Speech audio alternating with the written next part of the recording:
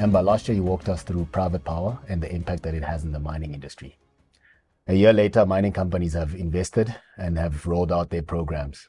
Can you just give us a recap of what has happened and where we are? Sure. So the last 2 years in South Africa has been really exciting insofar as private power is concerned. There's been a lot of deregulation of our energy sector, which has led to a boom in the private power industry, whereby private generators are now able to sell power to private third parties.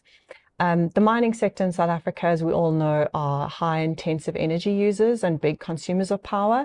And so they were the first market movers to really pursue this opportunity of being able to procure private power from IPPs as opposed to Eskom.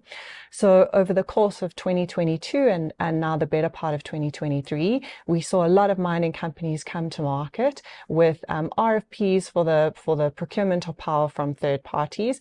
And there's been some great success stories in this space through the likes of Harmony, Sasol, Air Liquide, to name a few, who have successfully now either reached financial close or actually had projects that have reached commercial close and are starting to produce power for them. We've seen a lot of the drivers which continue to be in place today around the reason why these mining companies have really prioritized procuring renewable energy as a source for them have stemmed sort of from two main drivers. The one being their personal green goals, which in a lot of cases is driven through the change in legislation around carbon taxes and energy efficiency. And then on the other hand, there has been a drive, particularly in South Africa, for mining companies to have forecast and insight into a sustainable power source from a sustainable supply at a sustainable and forecastable tariff for them into the long term, which IPPs and renewable energy through long-term offtake agreements really provides. From your perspective, what are the impediments that are impacting the mining industry? I think that the biggest hurdle has been educating different buyers around the requirements that are needed for a project to be bankable from a project finance off-balance sheet perspective. Not all buyers, and in this case mining companies in South Africa, have had experience with off-balance sheet project finance and some of the structural enhancements that need to go with those types of deals. And so each deal has been a little bit of an education process, both with the IPPs, the buyers, and the banks, to really put together projects that are sustainable and bankable and economical for all parties that are involved. So that's been one of the impediments. I think the other has been mostly on the ability for these projects to have connection to the grid. So South Africa is grid constrained. So there are some very real impediments for projects that potentially were developed in areas that had capacity at the time, whereas now potentially do not, like areas in the Northern Cape where evacuation has become a problem. Now, the elephant in the room, baseload. The question that everyone has on their mind is, can renewables sustain baseload?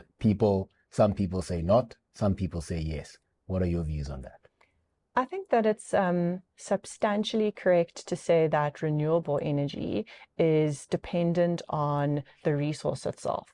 So ultimately, the plant, if it's a renewable energy plant, only produces power when the resource is producing. So solar energy, the sun shines during the day, that plant will be producing during the hours during which there's sunshine. Equally the same for wind. When we talk about baseload power, we're really talking about sustainable supply that is able to be contributed to the grid at all hours of the day and night. And, given some of the natural considerations with renewable energy, those resources are not necessarily available 24 hours of the day.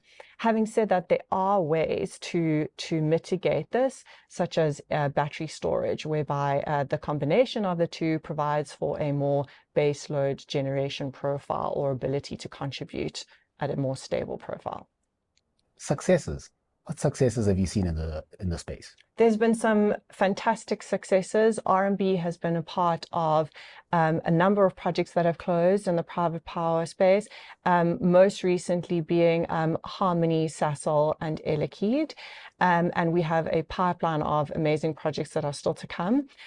It's true to say that a lot of the mining companies are out of procurement, and there's various projects at different stages of execution. So the next 6 to 12 months will be an exciting time for us as well. I think let's just roll into the last one, that pipeline that you mentioned. What is happening and what can we look forward to?